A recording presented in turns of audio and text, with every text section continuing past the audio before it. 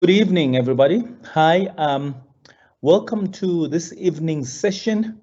My name is Professor Tennyson Mokuchini. I am your facilitator for tonight, and we're looking at selecting a methodology and research designs. The session tonight will focus specifically on the quantitative research elements. So we're looking at quantitative research designs and the different varieties and the different traditions within that. This is part one of a two-part session. So we have two parts that we've dedicated to quantitative research methodologies. Tonight, the presentation you will receive, of course, during this presentation. We have a further session that was scheduled for Thursday, but what we're going to do to allow those of you who want to get the material in all at once is I will do part one tonight, and then later on also work on another recording on my own for part two. And then, of course, we will circulate both the parts as soon as possible, possibly overnight or tomorrow. And basically what that then does is it makes sure that you have access both to part one and to part two. And we would do this in lieu of Thursday's session. So simply put, today's session will be one session long, but I will later on during the night record a second element to this. So you have the entire part one and part two together, and this then excuses us, you and ourselves, from having to have a session on Thursday. So please do remember that. But of course, by the time the Thursday session comes, you will in front of you have two sessions, both for part one and part two. What I do with these methodology sections is I load them with a lot of presentations, a lot of PowerPoints, but the idea is not for me to do every single PowerPoint. The idea is to be able to walk you through the necessary elements, but to present additional explanatory PowerPoints that you can access, of course, when I am not around to walk you through the session. So that is how this works. I generally have made provision to spend about an hour and a little bit over an hour working through the first part of qualitative research designs. And at that point, I will invite questions. Of course, as you know, you will be writing up the questions throughout the session. And as I've said, once all is said and done, later on tonight, we'll circulate part one and part two for you to access and be able to make use of. As always, I'm going to turn off the camera in a second so that we can focus specifically on the presentation that we've got in front of you. Right, that minute is now. I'm just about to turn off the camera, and I will open up the page that has got the actual presentation for the evening.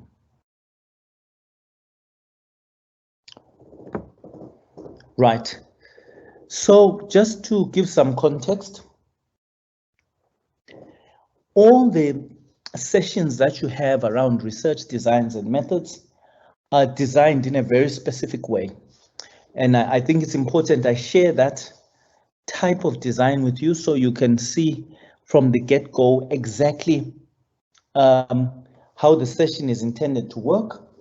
And you can also understand what it can help give a sense to you about what your expectations should be. So firstly, with every session around quantitative research designs, I walk through some background of certain concepts that we assume you already have some good sound understanding of. Because for you to engage in conversations about research designs and methods, there are some terms that I will use, some concepts that I will refer to, which I believe or expect that people are very familiar with. Of course, we've tested this before, and more times than not, we discover that actually people are not as familiar with these concepts as we had hoped they would be. So for that reason, we begin the sessions with a basic clarification of many of these concepts that we believe are foundational. When I describe these concepts, many of you who have been exposed to quantitative research may already know some of these things, but there's a very significant proportion who do not know. And even in the group of people who do know, you have had it explained to you in a way that differs or varies from what I will do. So essentially, this is a refresher for some, but it will be refreshing even for those who are familiar with the terms, because I'm quite sure that you will discover that the explanations that I offer you are very different from what you have come across. Then what I do is I want to, in the most generic way, split up the different quantitative design options that are out there, so that you can understand and get an understanding of how the world of quantitative research designs is designed and developed.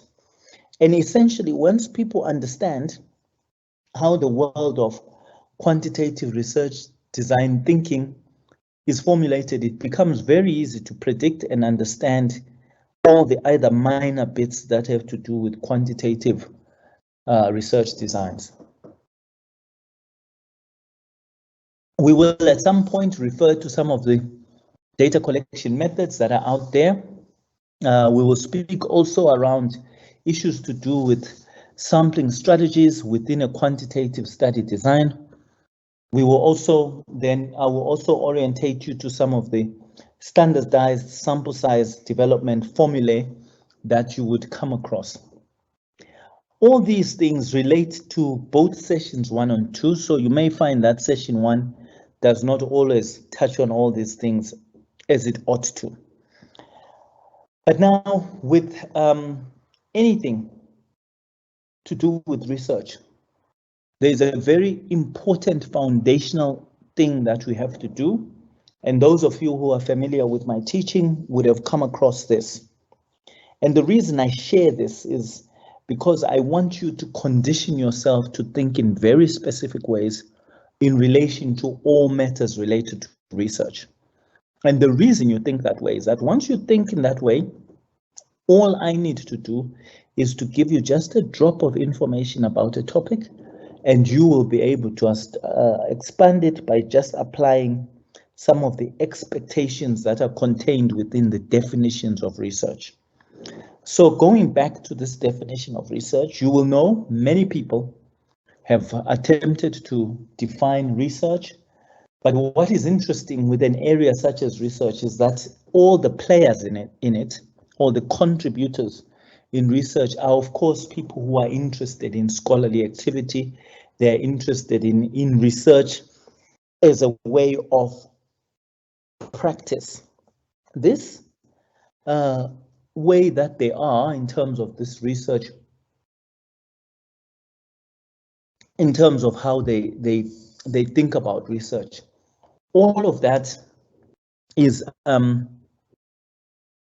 culminates in the area of research having very well thought out definitions. So if you look at some of the predominant definitions that are utilized in research, you will find one thing very common with them is that they have been well thought out, they are as inclusive as possible, and they really do get to the crux of what it is they're defining. So the definition by Sackett et al. Is no different, and it talks about research being systematic, rigorous, and a logical investigation that aims to answer questions about a phenomena of interest or problem.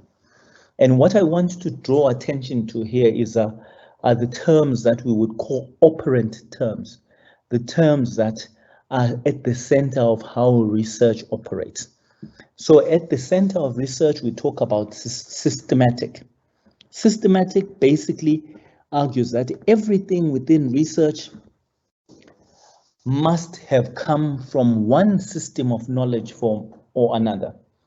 So if in research you're talking about sample sizes, that will be drawn out of mathematics, probability, non-probability assessment of things. If I ask you in research to talk about how you go about developing the research objectives, it comes from a system that's associated with Bloom's taxonomy of our learning objectives. So everything you do, literally every decision that you make in research, if you decide that you are going to apply qualitative or utilize qualitative methodologies to understand something, you reach that determination as a result of applying a system of elimination. You look at what it is your study is focusing on and how that compares or aligns to the dominant research designs that are out there, and how well it aligns to quantitative designs, qualitative designs, and mixed method designs. All this is a way that illustrates that everything we do in research is systematic. It's born out of a system of knowledge somewhere, somehow. So if you make a choice in research and you make a choice in your study, and that choice that you make does not in any way possess a system from which you derived the choice, then you probably know that that choice would not stand well if evaluated in terms of research expectations. So every choice that you make comes out of some system of knowledge that would have informed the position you end up actually adopted in relation to your topic. So the second thing is about rigor. When we talk about rigor, we're talking about looking at everything from every conceivable possible angle. So when we talk about research and it being rigorous, we're saying that we explore, we contest, we review, we clarify things from every possible angle as part of what the expectations of research are. So if you were to find that you were looking at concept X and you wanted to know what the explanations or feelings about concept X are, in the spirit of rigor, then you would look at the negative conceptualizations, the positive connotations, the neutral ones, and you would look at things in a rigorous way from every angle. And research is committed to that. Then, of course, we talk about research being about a logical investigation. And that argument is at the very center of this view that in research, there are so many ways of doing a single thing. All that you as the facilitator of that process have to do is you must show that you've engaged in a logical, or you are proposing a logical attendance to the issue at hand. And that logical attendance means that we are saying that you approach this in a way that someone would be able to defend the rationale to, because you have been logical. And then we also know that research is about aiming to answer questions about a phenomena of interest or a problem. So the issue about there being the need for a very specific set of questions that must exist, because without a question or without a research question, without a phenomena that you believe is a problem, you don't in essence have the grounding or the building blocks of research as we understand it. So those elements that I've described, the systematic expectations, the rigor, the logical investigation that aims to answer questions about a phenomena of interest or a problem, those things are what, when you are doing anything that falls under the word of research activity, the central question you ask yourself is, have I demonstrated the systematic nature of this? Have I shown rigor by considering all the possibilities? Have I presented my way of thinking about this in a logical way that would be appreciated by those who follow my logic? So And of course, the research process is the process by which people go around conducting research. So that methodical step-by-step approach to finding and examining a variety of reliable scholarly resources on a particular problem area. Regardless of how we see research, there are some basic things that are universal to it. So the universality comes from the fact that research is systematic, research is rigorous, and it is about a disciplined search for truth as it relates to a specified problem.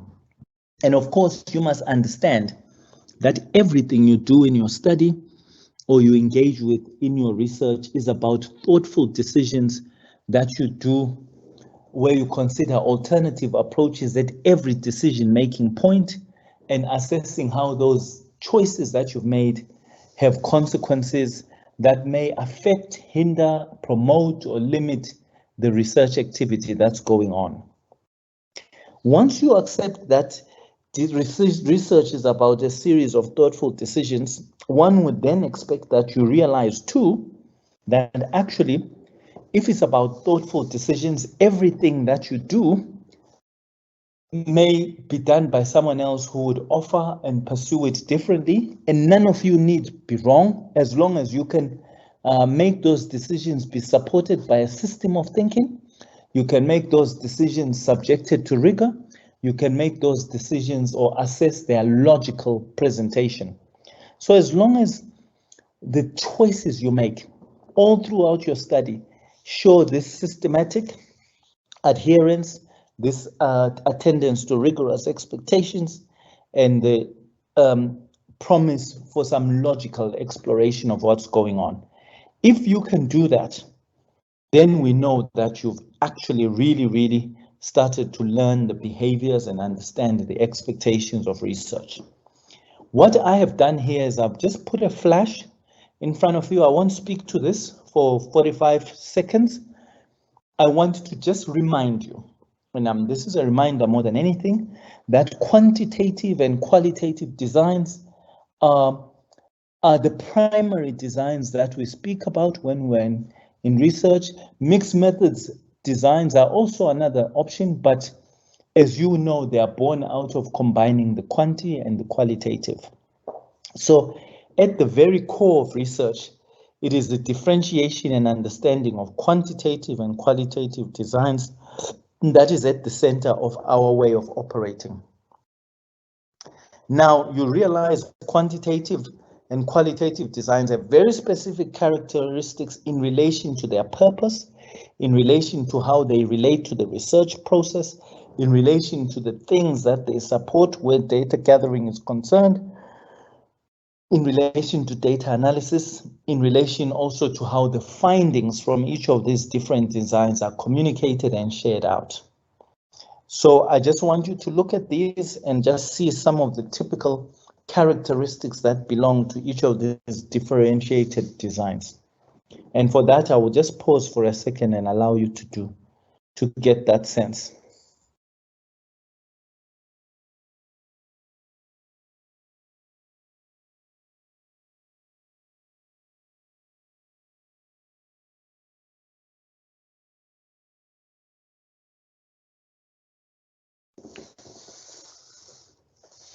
Okay, I think you've had a look.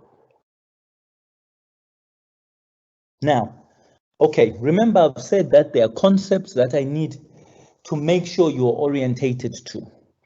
The first concept that we understand in quantitative research is that quantitative research is strongly of the view that not all types of evidence that we have in front of us is created and made the same. And in essence, what they're saying is that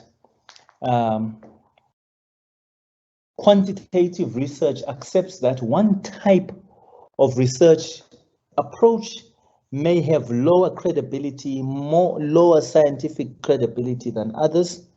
And for that reason, the world of quantitative research has come up with a range of hierarchy of evidence things that one should consider.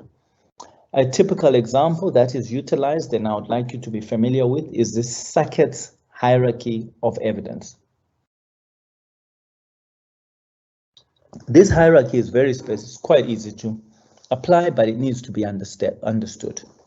So remember, the birth of this comes from the idea that quantitative research acknowledges that not all types of evidence that come before it are of equal value. So there's and this comes also, it guides you. Say, for example, you had two studies or two pieces of information. One was telling you to turn left and the other was telling you to turn right. Within the world of quantitative research, you could be able to assess which of the two you will follow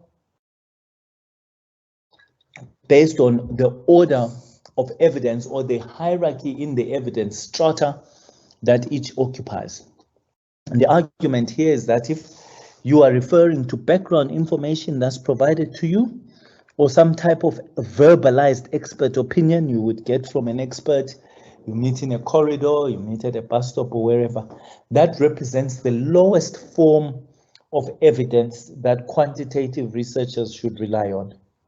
Then the next level is case-controlled studies or reports, just reports that people provide when they've actually not, the reports that people provide instead of actually carrying out primary research. The next level up are cohort studies, randomized controlled trials. And if you look at these are clear examples of real studies, real investigations that have been conducted. And then, of course, the last part of the hierarchy, the more higher end types of evidence tend to be what we call filtered information.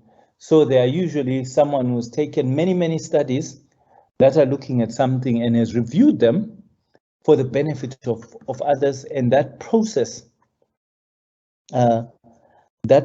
of having reviewed many things and come to a conclusion about what the position in relation to a topic is, that process is what filters the information.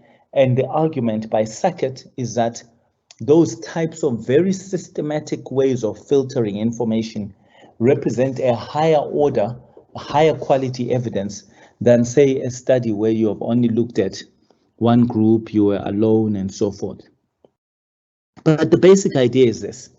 And what then happens is that people utilize and understand this hierarchy just as a means of having some way of understanding how to differentiate between one form of study from the next.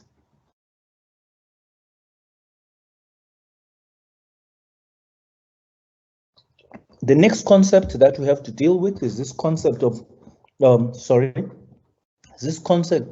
homogeneity. Basically, in quantitative research, the argument is that the participants in a study can be selected out in such a very careful and specified way that those who end up being part of the sample you're interested in are all of one background. They become homogeneous. So the argument is that you can literally have 20 or so people who meet the criteria that you're interested in, but if you apply very specific variables that you know something about, you can come back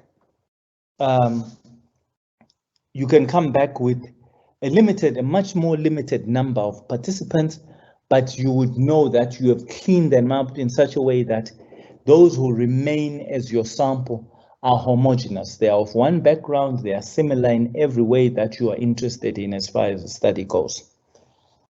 So, of course, the fact that in quantitative research,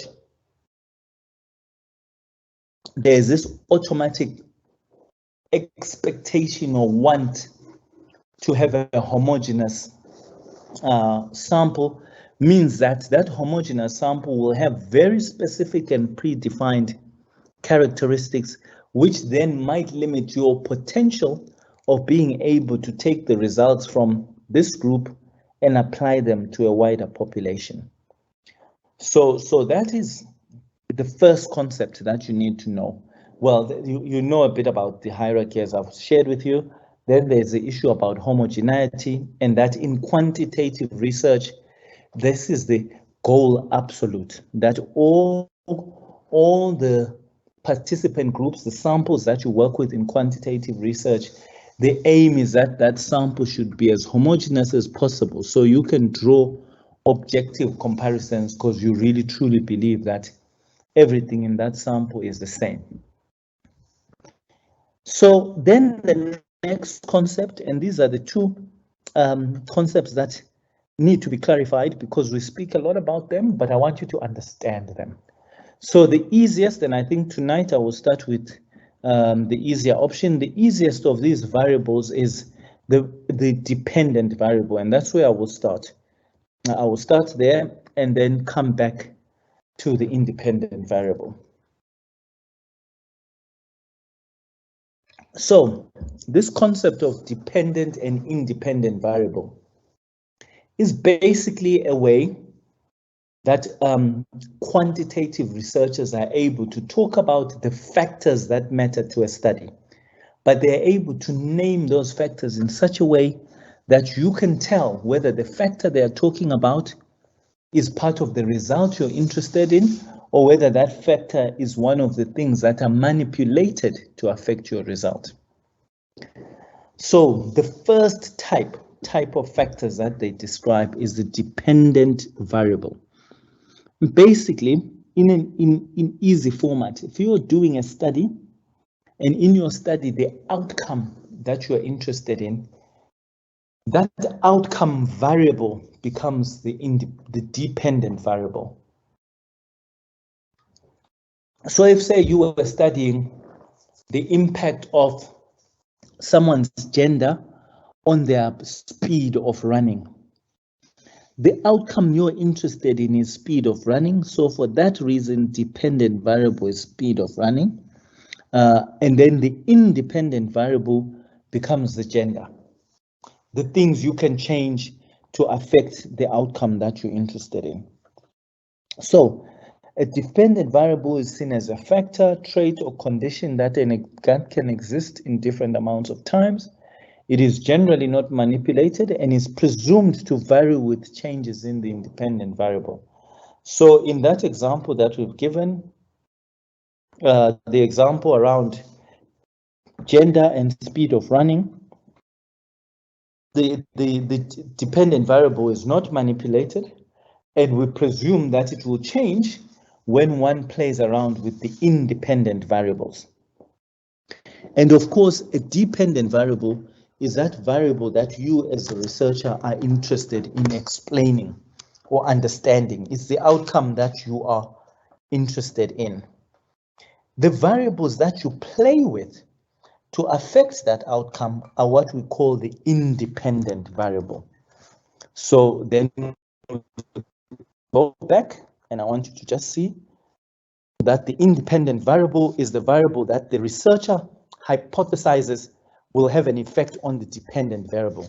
So if I hypothesize that someone's gender is going to have an impact on their ability to run, that thing that I hypothesized about then gender becomes the independent variable, because I've hypothesized that if you play with gender or change gender, you'll find differences in people's running ability. So the next thing is that in an experimental study, the independent variable is that variable which is manipulated.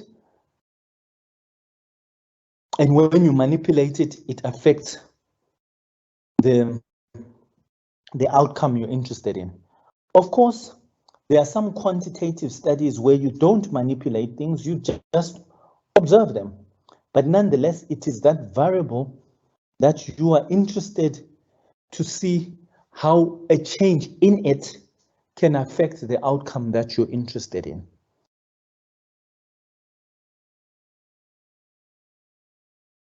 Right. So I've explained independent and dependent variable. So basically, independent variable is those variables that you play with to affect the outcome you're interested in. Then the outcome that you're interested in is simply the dependent variable. So in any one of your studies, as researchers, as I speak to you now, as students who are doing research, any one of your studies that you do will most likely just have one dependent variable, one outcome you're interested in, but it could have a whole set of independent variables, the things that you think must be manipulated for you to be able to affect the outcome you're interested in. So remember that concept of dependent versus independent variable. Now, the next is this basic rule that guides us on understanding the very central relationships that quantitative research is interested in.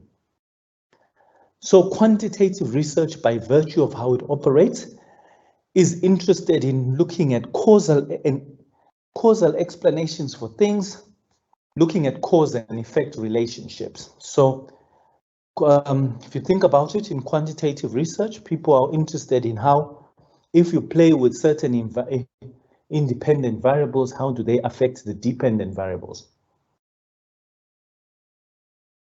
So we are intrinsically interested in cause and effect relationships.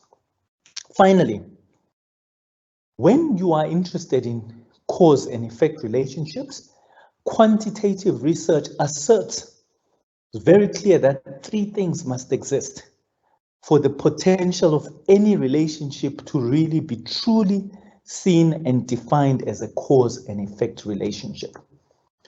These three criteria or three precursors are fairly obvious, but they're important that we stress them because they're at the very center of making sure that what you are interested in studying has the viability of being studied.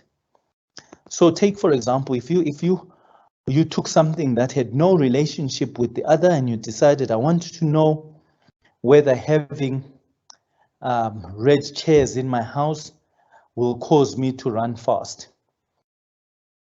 That question has no basis in reality because we know pretty much that color of your chair and your running speed have nothing to do with each other.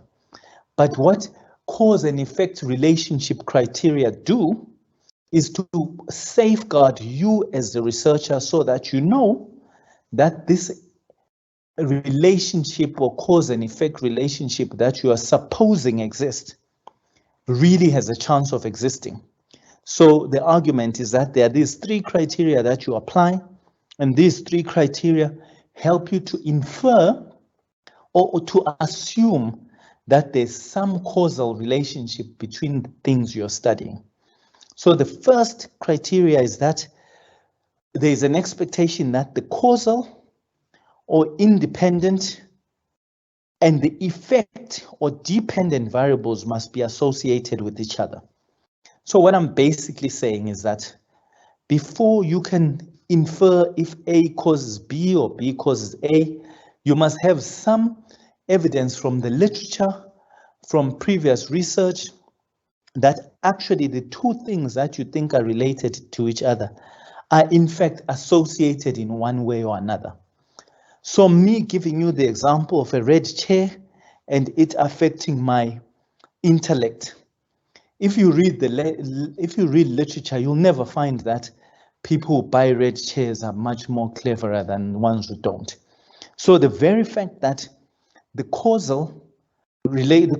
and effect variables that I'm talking about, the redness of the chair and its impact on the outcome of my intellect, are not associated with each other as far as the literature shows, means that you cannot even try to test these things because you cannot infer that there is a causal relationship that's worth looking at to begin with. So when students or yourselves look at studies and you want to know if your study wants to study, look at whether A is related to B. The first thing you must do is check whether the literature actually suggests that there is indeed a relationship between A and indeed a relationship between A and B. And if that is not indicated in the research, then you have no basis for inferring that the two things are indeed associated with each other. The second criteria that has to be met when you're inferring causality is that the things that you're studying must, in their natural appearance, be organized in such a way that the cause must come before the effect. So here's the thing. So say, for example, you were trying to find out if being a man causes someone to have a beard. If you actually took that relationship and turned it backwards and said, does having a beard cause you to be a man? We know clearly that you become a man before the distinction about whether you have a beard or not arises. So because the cause being the gender is what causes you to have a beard. If you were asked to understand if being a man causes you to have a beard, you could do a cause and effect relationship, because in that scenario, the cause definitely comes before the effect. But if you had a question where the question suggested that the thing you are saying is the cause, actually chronologically happens after the effect, then you cannot infer causality. So that's the second rule. The third rule of cause and effect relationships is that the cause and effect relationship that you are identifying as being the primal relationship should not be explainable in any other way. So if, for example, I argued once again that having a red chair in your house causes you to be clever, if someone else was able to say, look, having a red chair, being clever can be caused by anything else other than the red chair. It can be caused by someone's gender, and that gender is what made them choose the color, and that color is therefore associated to their intellect, not because of the color, but because of the gender that chose the color. So if you can explain the cause and effect relationship in any other way than the one that is currently being put on the table, then essentially what you are saying to the researcher is that, look, your argument that A causes B cannot be tested because we have other things that we know can cause B, and some of them are even better related than A is. So these three criteria are needed to infer causality, and if any student, yourselves, decide to do a study where you want to check if A causes B, then you must make sure that the causal and effect variables are associated with each other. You must make sure that the variable that you are claiming is the cause comes before the variable that you are claiming is the effect. And of course, the relationship that you are alleging has a cause and effect potential must not be explainable in any other way except through the factors that you are referring to. So, quantitative research. Folks, in quantitative research, there are basically three types of quantitative research options that exist. And those three types are the types I will orientate you to. And I call them major types because inside each of these three, there are many smaller types. And how I teach this, rather than teaching you each one of the things one at a time, I teach you the big type. Then I guide you on to how you can understand the smaller types within the big type. So in quantitative research, we have three points along a continuum that people speak about. They speak about what they call experimental research. And That experimental research they refer to as being the true experiment. So in quantitative research, we have a true experiment. And in vague terms, a true experiment is when someone takes an intervention, does it on something and watches how it turns out. It's a true experiment, pretty much. Then there's another variant called the quasi-experiment. Some will say quasi, but the quasi-experiment is you saying, oh, it's kind of an experiment, but it's not quite an experiment. And that quasi-experiment is sort of an experiment that doesn't have all the characteristics of an experiment. Then the last tier that we speak about in quantitative research is the non-experimental tier. And that's all the quantitative options where people have not utilized any manipulation or experiment to study. So you have three types of research in quantitative research: the true experiment, the quasi-experiment, and the non-experimental variants. Each of these have subgroups, and I will name the subgroups just so you know them. But in essence, the big things that I need to explain to you is the difference between a true experiment, a quasi-experiment, and a non-experimental. And sometimes the non-experimental research, people will call that observation research. The reason they call it observation research is you are not doing anything experimental. You are observing patterns. You are observing relationship, cause and effect relationships that you are observing, but not doing anything to affect or tamper with them. So three types. One, true experiment, you are really going through everything and actually injecting or manipulating something, putting in an intervention. Quasi-experiment is kind of an experiment, but it'll be missing something. Then non-experiment is where you do nothing except observe. So now I must walk you through these things. So in this, I've got some slides. This slide here talks about what the purpose of any research design is.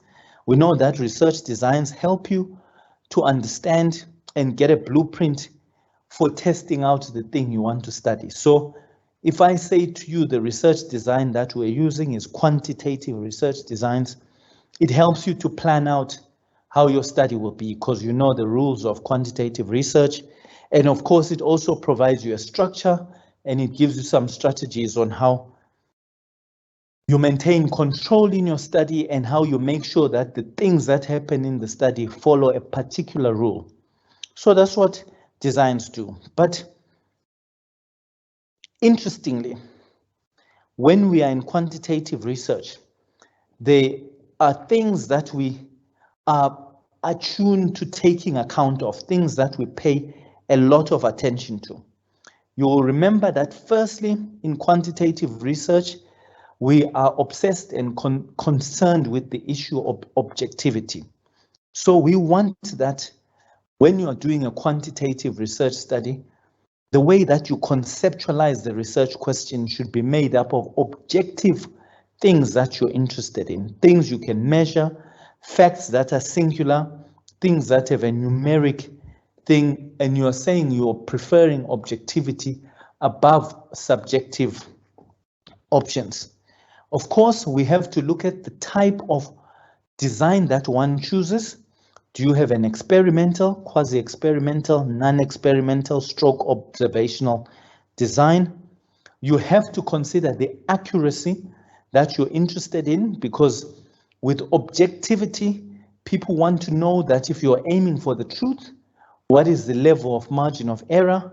How confident are you that the measure that you're using is indeed the measure that really measures the concepts that you're interested in?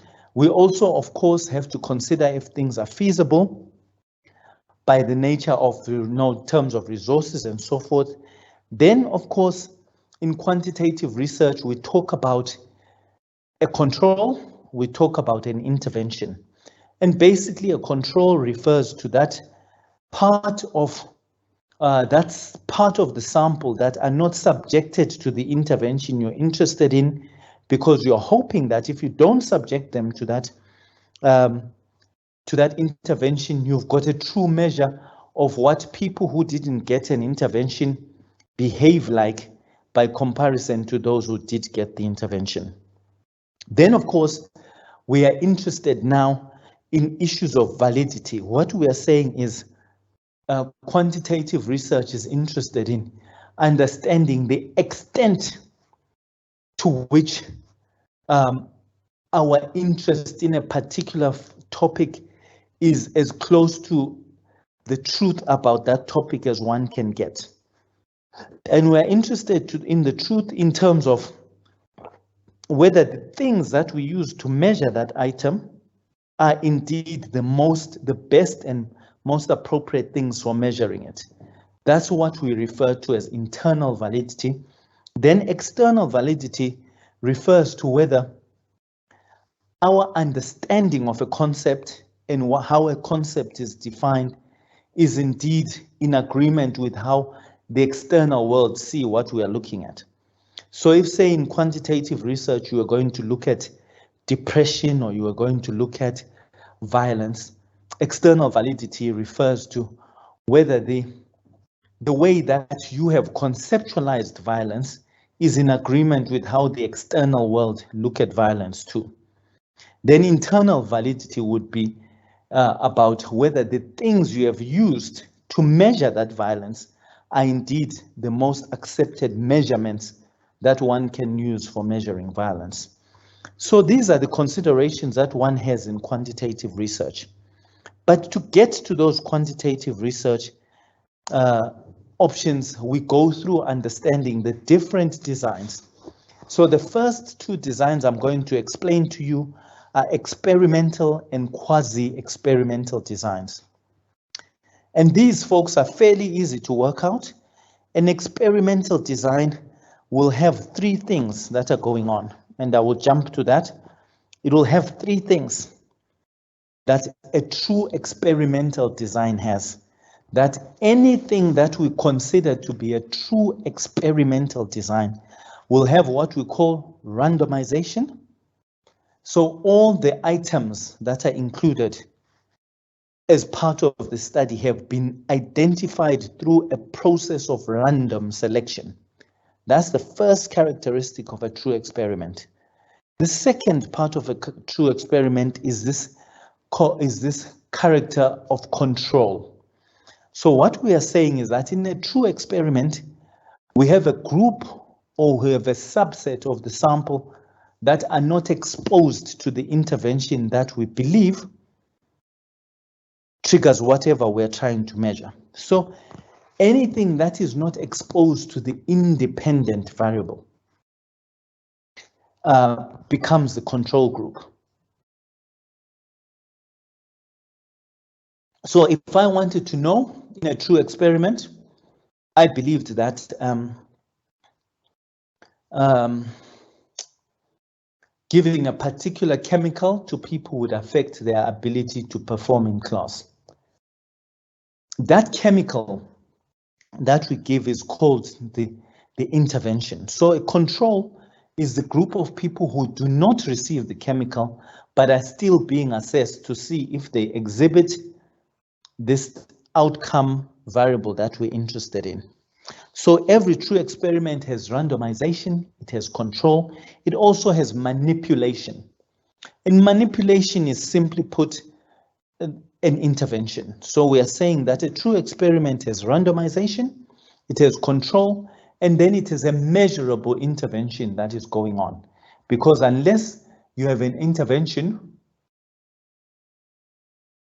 or something that you're manipulating, then there is no experimental work going on. So all experimental designs have these three characteristics in common. And if someone claims that they are wanting to do a true experimental design, then the way they formulate their study would ensure that the selection of participants or subjects is guided by randomization. They would ensure that in their study, they've got both an intervention group and a control group. Then they also should have a distinct intervention that actually occurs. So a typical example is a randomized clinical trial, but it has these three properties. Now, quasi-experiments are the same. They are the same as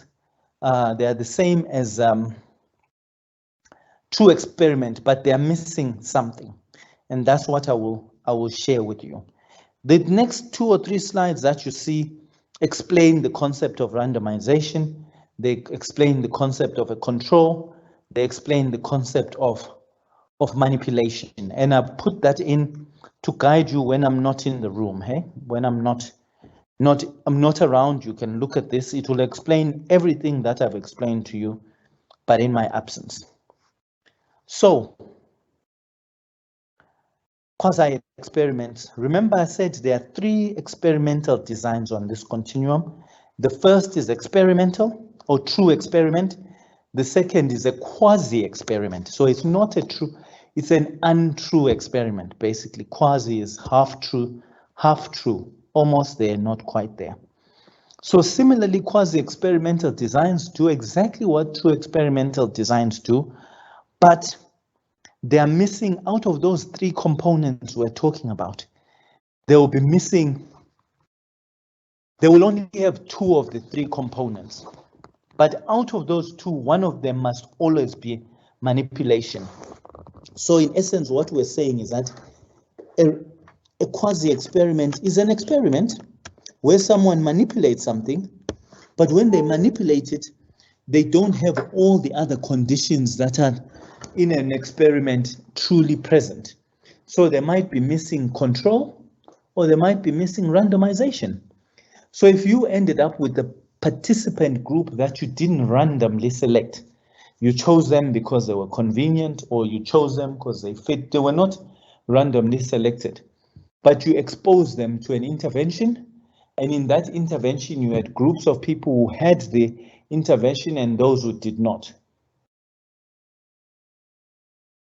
In that example, you've got a manipulation or an intervention, you've got a control, but you don't have randomization. So you've got 2 out of the 3.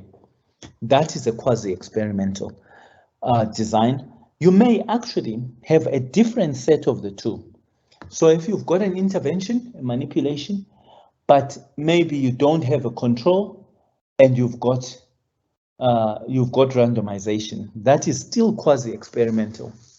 And because of these different ways that quasi-experimental designs exist, some people have they add little things to tell you what type of quasi-experimental design you're looking at.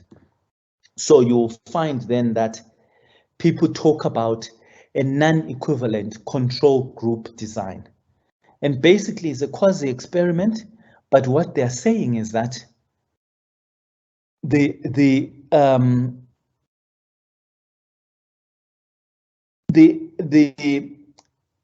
actual type of quasi-experimental design that exists in a non-equivalent control group design is that, yes, we know it's an experiment, so it's got a manipulation, but it also has a control group, and that is why it's called control group design, but it's non-equivalent because it doesn't possess everything. It's missing something. So that thing that is missing is randomization. We know it's got experimentation because there's manipulation that will happen. We know it's got a control group, but we believe it has no randomization. So similarly, people will talk about non-equivalent randomization group design. And with that, they are telling you that, look, it's got randomization, but it doesn't have control. And the non-equivalence refers to the fact that we have this experimental design where there's an unequal inclusion of some of the criteria, and that inequality is referred to as the non-equivalence of something. That the expected rounding up of an experiment is not there, and it's not there because this design has got a control group, but it unfortunately has no randomization. And of course, a group like this comes with all sorts of challenges or limitations and benefits. And if you think about it, if you have something that has no randomization, then people will query the appropriateness of the samples that you use. So they like to question issues to do with the selection process that you used. They also suggest that maybe that selection process challenged your reliability of findings and so forth and so forth and so forth. So you get a sense then that if a quantitative true experiment is missing randomization, then these are the limitations that go with it. If it's missing a control group, then someone would say, well, how do you know that the thing that occurred as a result of the intervention or whether it just occurred naturally? So you can tell that when you have a quasi-experimental design, you miss something, but that something that you miss comes with inherent challenges and so forth. People would then ask, why on earth would you have a quasi-experimental design when clearly a true experimental design is more robust? The reason, folks, simply put, is that we as researchers cannot always enforce a true experimental condition onto the things we are studying. You can't force an expectation of, you can't force a control group scenario in some instances, because depriving one group of a particular intervention may be seen as unethical and so forth. So the quasi-experimental designs are sort of true experiments trying to adhere with the expectations of true life. Now, that's the quasi-experimental world. The rest of everything else that you do in quantitative research is looking at relationships, causal relationships, comparative relationships, relational relationships, correlations, where two things are being related to each other. And all those types of quantitative research activities all belong to non-experimental research, because all you're doing is looking at variables and how they relate to each other, how one causes the other, how one compares to the other. And literally, folks, the rest of the slides here just speak to these non-experimental designs. You're doing non-experimental designs because you want to construct a picture of the thing you're studying. You want to explore things in the natural way they occur. So you're not going to insert a manipulation. You don't want to force a treatment, force an intervention. You just want to look at things as the way that they exist. And of course, that allows you then to test, to look at relationships between things, to also look at differences amongst the variables. This non-experimental design has the benefit of being, one, it doesn't tamper with nature.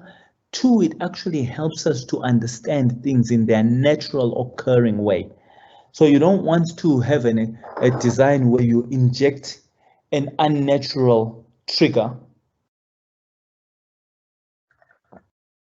and you do that in a very specified experimental space, because that all those things you are introducing are unreal, and they make for a somewhat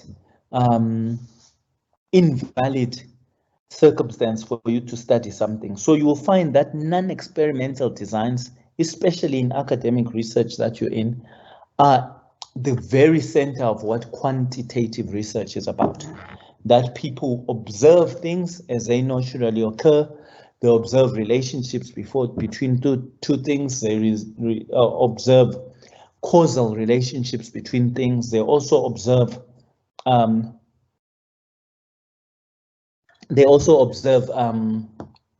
comparative relationships between things, where they compare A to B. That is, and non-experimental designs belong there.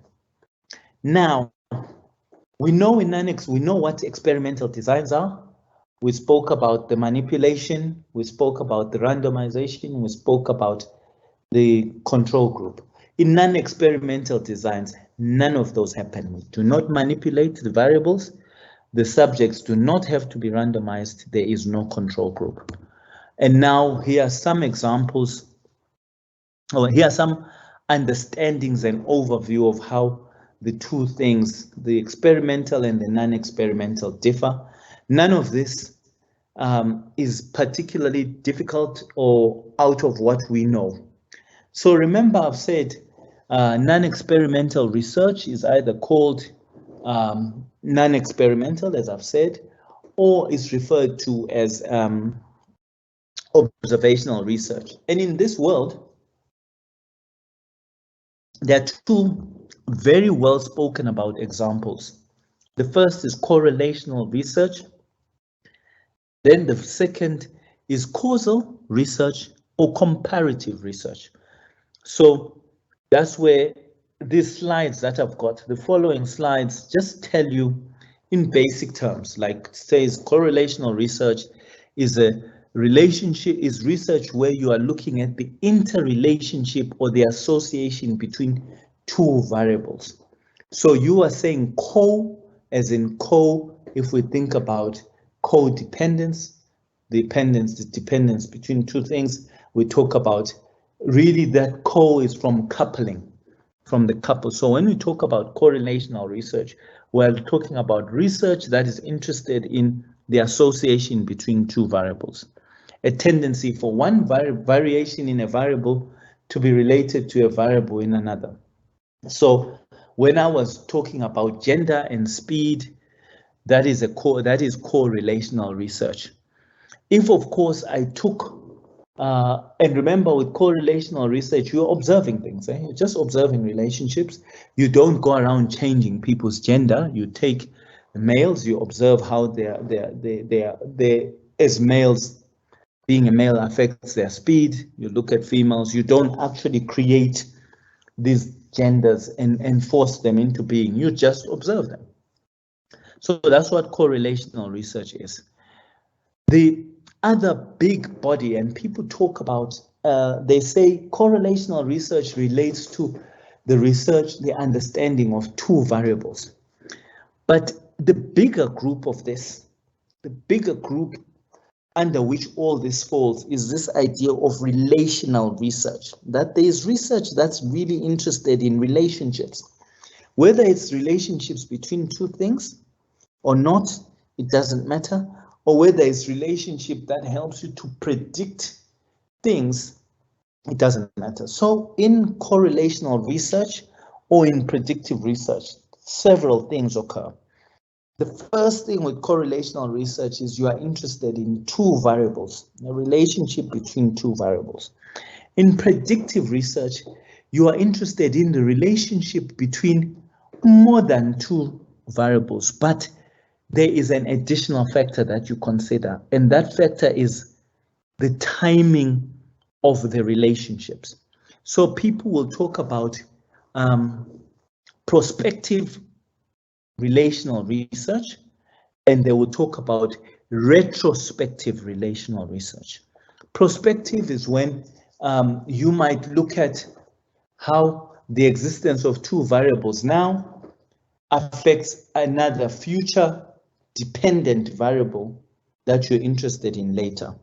So say predictive research would, prospective research would look like this. If, say, I studied how people are watching TV today and whether people's behavior around watching TV can affect their future in terms of the violent tendencies that they have. So the dependent variable of violence that I'm interested in is in the future. That means that it's prospective research. Of course, to do that, you must do that using a longitudinal study format. Okay? And that's prospective research. Retrospective research, on the other hand, looks at how a dependent variable that's occurring now was influenced by things that happened in the past.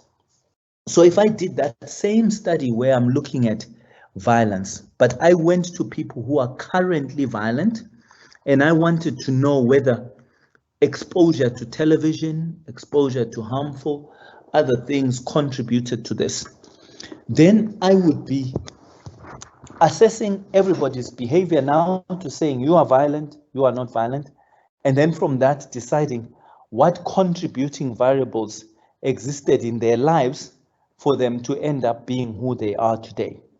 So in actual fact, I meet someone today and I classify them as violent, I classify them as non-violent, and I collect data about their history from them this minute that I meet them, and use that history to draw associations. That is a retrospective relational study.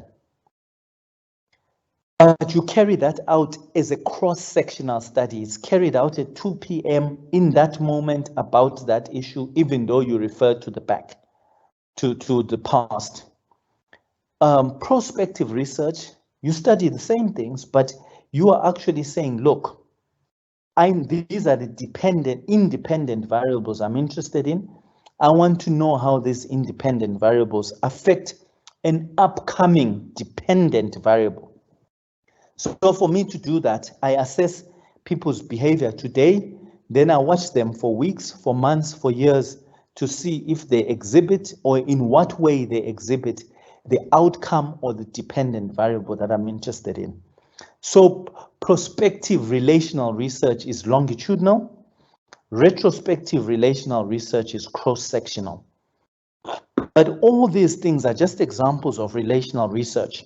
And for ease, I've detailed them all in the upcoming slides. All the slides that you have help you to walk through the different types of correlational research, relational research, predictive research, retrospective research, prospective research, and all these designs are explained here for your assessment and for your assimilation and just engagement with. Of course, when we are looking at some of these materials, the best thing for you to actually get to the bottom of this is to have an opportunity to literally have a topic that you're interested in. Understand from yourself that this topic, am I going to do experimentation? Is it going to be a quasi-experiment? Is it an observational or non-experimental interest that I have? If it's non-experimental, what type of relationship am I interested in? Is it a correlation that I'm interested in? Is it a causal stroke comparative interest that I have? Is it retrospective? Is it prospective? And so forth. Once you answer those questions, then it allows you to come back to this presentation and now focus in on the specific item you're going to be looking at. And folks, the basic idea with this is that we want you, when you describe and talk about your quantitative research, to go beyond just saying this is a quantitative study, because that's not adequate. We also want you to go beyond just saying that it's an experimental study. We want you to detail the nature of the experimental study. If it's quasi-experiment, to detail whether it's quasi-experiment because it's missing a control or because it's missing randomization. We also want you, if you're going to talk about it being a relational piece of study, is it relational because it involves correlates, it involves causal comparisons, it involves predictive research, and so forth.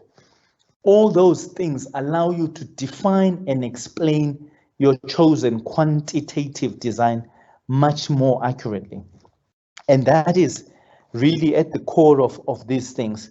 So you'll notice that I've also got examples around causal comparative research, and all of them are contained here. They offer nothing more than what I've already spoken to you about in terms of how you deal with that differentiating between experimental, quasi-experimental, and non-experimental.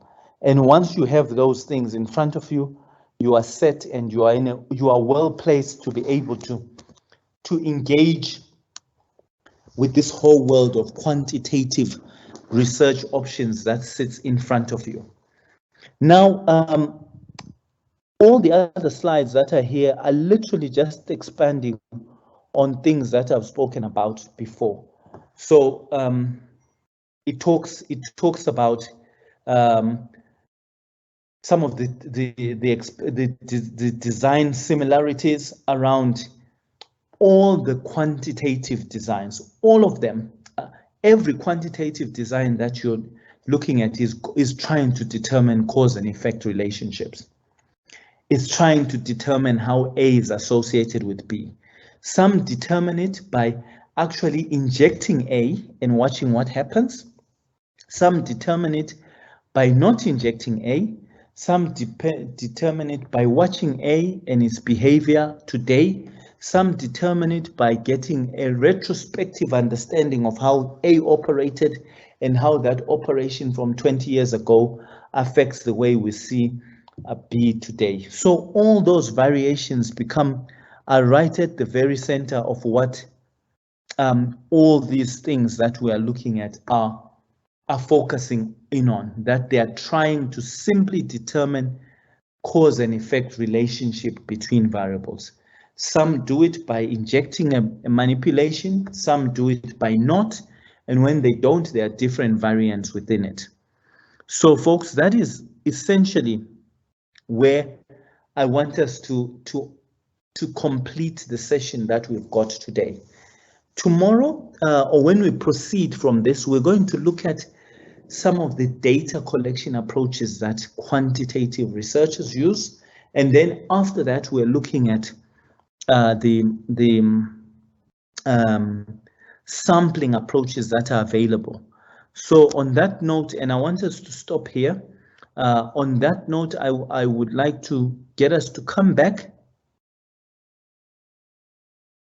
to focus in on, sorry, right, I need to just get back to, right, okay, there we go. To get us back on to looking at the questions that have been presented in relation to this. Remember now that so far you've just been walked through the dimensions, the different dimensions that exist in relation to what quantitative permutations exist for you.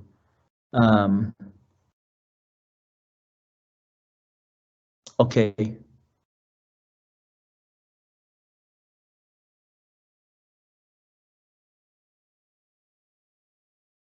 Right, okay. I have some questions here. Now there's a number of questions that have been attended to already, but I see that we have 3 specific questions that are sitting in front of me. The first is that I've been asked what type of designs are applicable to design science research on people with disabilities. So the design that you choose is not determined by the client group, it's determined by the research question that you're looking at. So what you need to ask yourself is, what is the problem that I'm trying to understand? What questions are presented by that problem? And what is the best way for me to understand these questions? Are the best way to understand them by just gaining an in-depth appreciation of things, or is the best way to understand them by looking at whether things cause or whether there is a cause and effect relationship between things? Once you do that differentiation of the problem, not the client group, the problem, once you figure out what the problem requires from you, then you know whether the nature of the answer should be qualitative, whether it should be quantitative. Then once you made those decisions, you go now into the debates about, is it quantitative in terms of experimental, quasi-experimental, or observational? And you move on like that. The next question, is it allowed to use a cause and effect relationship established in a qualitative study for a quantitative study? So here's the thing. Qualitative studies do not establish cause and effect. Qualitative studies just give you an in-depth understanding of something. They don't tell you whether A or B causes C. They tell you the nature of A. They tell you why A does what it does. So in truth, you can never establish a cause and effect relationship from a qualitative study, if we are truthful about the rules of research. So you can't establish that. And so for that reason, that question that was asked is not possible to, it's impossible to answer it, because it refers to something that is not possible. It refers to a cause and effect relationship that cannot be established to begin with, because you cannot establish a cause and effect relationship using a qualitative study. Qualitative studies are not designed for that.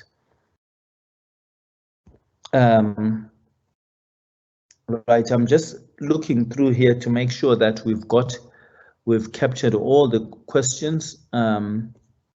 Right, we have put up some information to guide you on how you access the presentations for tonight. The link is on there.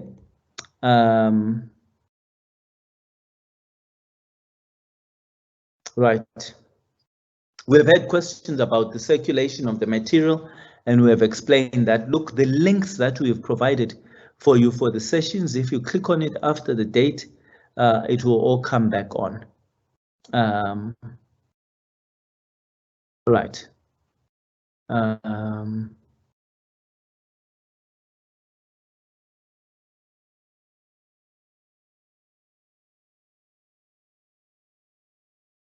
Okay, there is a request around us using VLC video. Look, folks, the platform MS Teams comes as is. It's got a lot of potential for us to do Dropbox type of things and all that. So MS Teams comes with its own recording platform. To move things onto VLC becomes something that would be impossible to do given the number of sessions that we have. I do know that there are some people who receive and download what we have, and they will convert it into VLC themselves. Then, okay, now I've been asked to talk about quantitative content analysis. Folks, we are not there yet, hey? There's quite a bit that we need to get to. It's the analysis approaches around quantitative research are part 2, the very end part of part 2 with this, hey? So there's a question that's been asked by Mundua. Samuel, and I just wanted to say that we will get there, Samuel, but it's definitely not something that we've prepared and given you content to be able to engage with right now. So folks, on that note, I've looked and I see that we have attended to all the questions that have been placed in front of me. Just one quick reminder, we do not have a session on Thursday. The reason being that we have the option of developing this session into part B, and we will link that up and avail it to you as a link with all the sessions for you to watch, because many a time people want to watch both part 1 and part 2 back to back so they can get the full picture and answer some of the questions such as what Samuel has provided around quantitative content analysis. Yes, okay. Right, ladies and gentlemen, I want to bid you good evening, and we look forward to seeing you next week. I think it's next week on Tuesday that we meet each other. And for now, please keep an eye out for our for the links that we'll send out with the second, the first and the second session put together. Thank you very much.